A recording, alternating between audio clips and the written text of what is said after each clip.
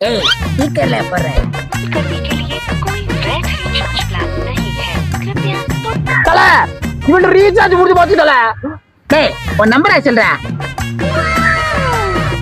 இதுக்குள்ள போட்டுட்டு 768 ஜியோ சிம் தான். டேய் ரீசார்ஜ் பண்ணிட்டேன்டா பண்றா.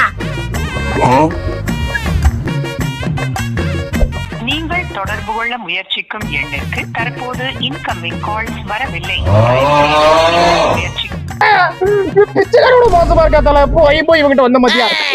யாரா இவன் வந்ததுக்கு வண்டியான புடுங்கிட்டு விடுங்கிறாரு. பிரஸ் ஏறுதுடா. வண்டியை விட கீழே இருடா.